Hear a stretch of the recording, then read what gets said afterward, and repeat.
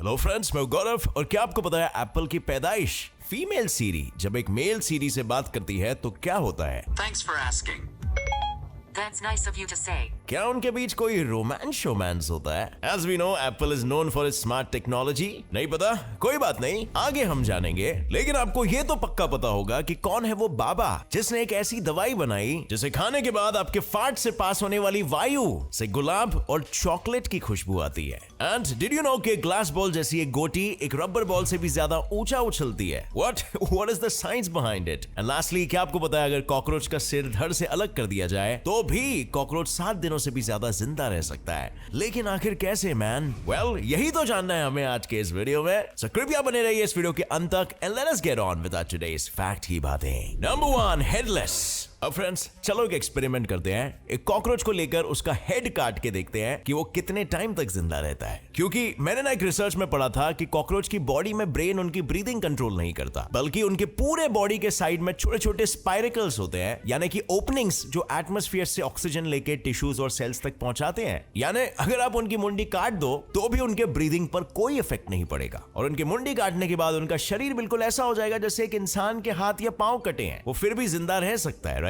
और ऊपर से उनमें मैमल्स के जैसे ब्लड प्रेशर वाला फंडा भी नहीं होता है और इसीलिए उनकी मुंडी को जब काट दिया जाएगा तो वो लोग एक्सेस ब्लड लॉस से भी नहीं मरेंगे। और इसीलिए रिसर्चर्स का इन पे ये कहना है कि एक बार अगर मुंडी कट जाने पर कॉकरोचेस अगर मरेंगे तो वो सिर्फ और सिर्फ भूख और प्यास से मरेंगे, और वो भी 7 से 8 दिनों बाद, क्योंकि वो उतने टाइम तक विदाउट फूड एंड वाटर जिंदा रह सकते हैं। Number 2, glass ball. अब फ्रेंड्स, क्या आपको पता है ग्लास से बना हुआ बॉल एक रबर बॉल से भी ज्यादा ऊंचा उछल सकता है? हाँ भाई, मैं मजाक नहीं कर रहा हूँ। देखो होता क्या है ना, जब हम एक रबर बॉल को जमीन पर फोर्स के साथ पटकते हैं तो उस फोर्स से जब वो जमीन से टकराता है तो उस रबर बॉल का शेप डिफॉर्म यानी कि बदल जाता है। और जब बॉल फोर्स की वजह से बाउंस होती है तो पहली कुछ एनर्जी बॉल के शेप को सही करने में और फिर बची कुछ एनर्जी बॉल को बाउंस कराने में जाती है, जिससे बॉल थोड़ी कम बाउंस होती है। लेकिन किंतु परंतु अगर हम बात करें ग्लास बॉल या एग्जाम्पल के लिए एक छोटे कांच की गोटी की, तो जब आप इसे जमीन पर फोर्स से फेंकते हो तो वो गोटी अपना शेप नहीं बदलती, क्योंकि वो बहुत ही सॉलिड होती है। और इसकी वजह से वो जब रीबाउंड या बाउंस बैक होती है तो कोई भी एनर्जी उसको रीशेप करने में नहीं जाती,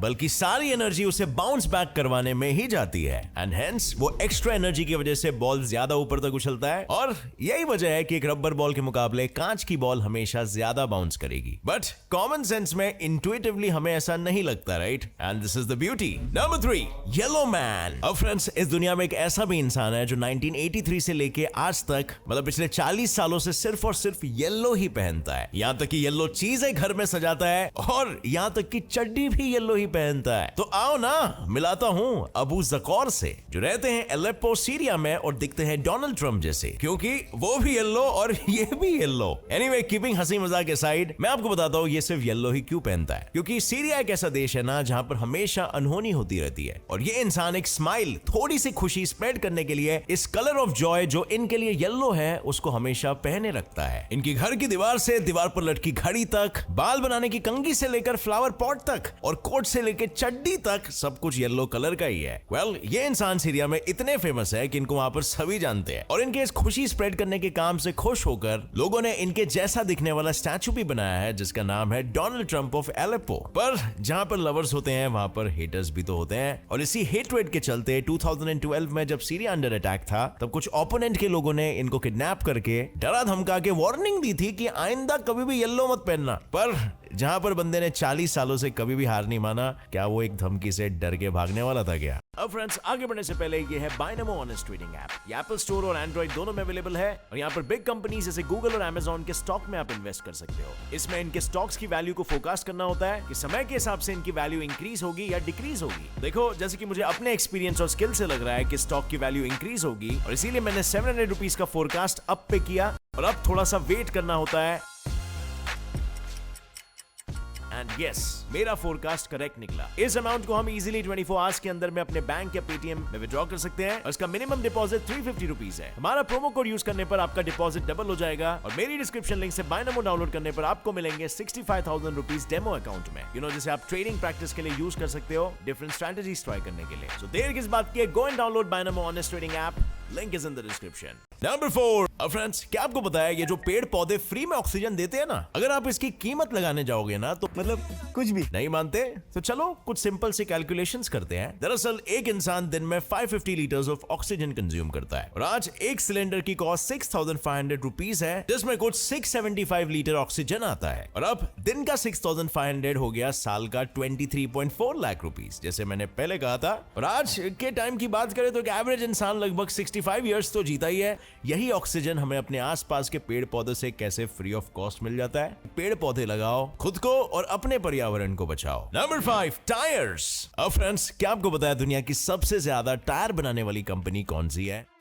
चलो एक हिंट दूं, वो एक रियल टायर बनाने वाली कंपनी है ही नहीं है। ये क्या बात हुई? वेल, ये सच्चाई है क्योंकि दुनिया की सबसे बड़ी टायर बनाने वाली कंपनी और कोई नहीं है बल्कि है लीगो, जो बच्चों के लिए खिलौने बनाती है और सालाना दुनिया का सबसे ज्यादा टॉय टायर्स का प्रोडक्शन करती है। और सबसे ज्यादा से मेरा मतलब कि 2006 में इस लीगो कंपनी ने लगभग 306 मिलियन टायर्स का प्रोडक्शन किया था, जो बढ़ के 2018 में लगभग 381 मिलियन हो गया था। और जिसके सामने आप मानोगे नहीं बल्कि असली टायर्स बनाने वाली कंपनी है ना, जैसे फॉर एग्जांपल गुडईयर और ब्रिजस्टोन, ये भी फीके पड़ जाते हैं क्योंकि इनकी सालाना मैन्युफैक्चरिंग रेट सिर्फ 180 मिलियन से 190 मिलियन यूनिट्स ऑफ टायर्स ही है। नंबर 6, न्यूक्लियर वेपन्स टेस्ट। अब फ्रेंड्स, आप ये जानकर हैरान हो जाओगे कि दुनिया में एक ऐसा भी देश है जिसने इतने एटॉमिक बॉम्ब्स को टेस्ट किए हैं कि अगर हम इंडिया, चाइना, यूके और नॉर्थ कोरिया सभी के एटॉमिक टेस्ट को जोड़ दे, वो फिर भी इन सभी से ज्यादा होगा। और ज्यादा से मेरा मतलब है 2 टाइम्स, 2 गुना ज्यादा।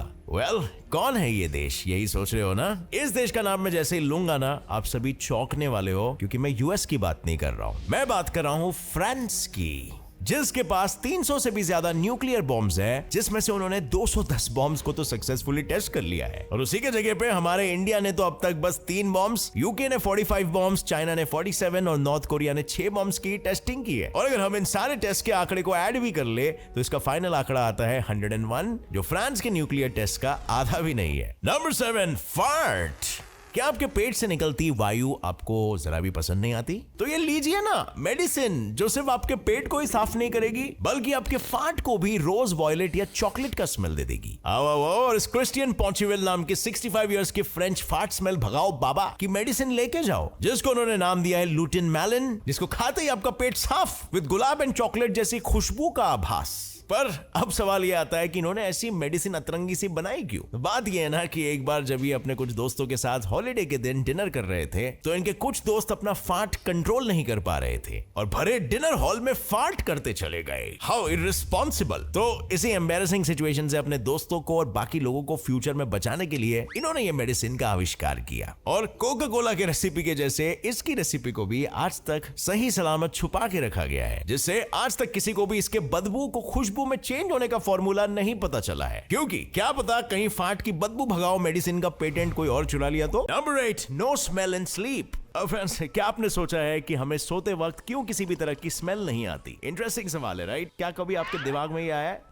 तो वेल, होता ये है ना कि जब भी हम किसी भी चीज को स्मेल करते हैं तो वो स्मेल हमारे ब्रेन में बेस ऑल्फैक्टरी लोब में पहुंच जाती है, जो उसे प्रोसेस करने के बाद हमको ये बताता है कि स्मेल किस चीज की है। पर जब हम गहरी मीठी सपनों वाली नींद में होते हैं, यानी कि नींद के 4th स्टेज ऑफ रेम में होते हैं, तब ये लोब एक इनएक्टिव स्टेट में चले जाता है, जिसकी वजह से हमें कोई भी चीज की स्मेल नहीं आती या स्मेल का पता नहीं चल पाता है। लेकिन जब हम अपने नींद के पहले उन 3 स्टेजेस में होते हैं, जिसे हम सबकॉन्शियस स्लीप या कच्ची नींद भी कहते हैं, हमें उस स्टेज में हमारे आसपास क्या हो रहा है ये सब पता चलते रहता है। और इसीलिए नींद के इन स्टेजेस में हमारे ओल्फैक्टरी लोब भी सबकॉन्शियस यानी आधा जगह रह के काम करता है। और इसकी वजह से हमारे नाक में अगर कोई भी जानी पहचानी स्मेल आती है तो हमें उसके बारे में पता चल जाता है और इसकी वजह से हम कई बार जाग भी जाते हैं। Number 9, home alone.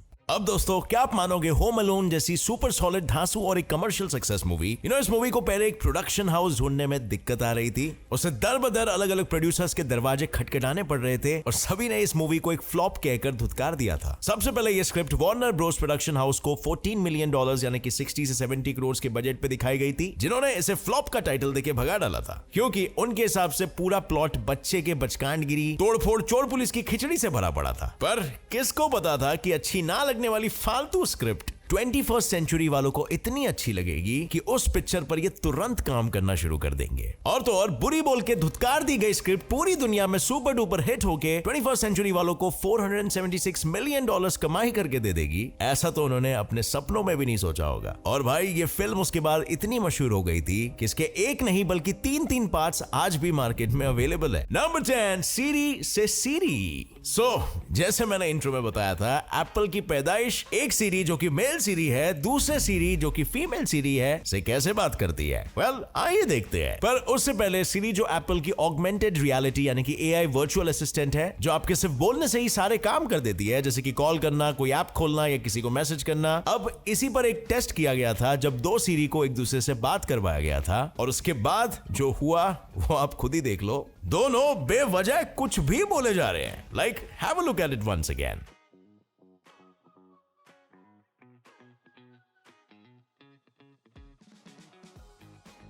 ऐसा इसीलिए हो रहा है क्योंकि सीरी को ऐसा डिजाइन किया गया है कि वो आपको सामने से क्वेश्चन नहीं पूछती, बल्कि हमारे कमांड्स पर चलती है।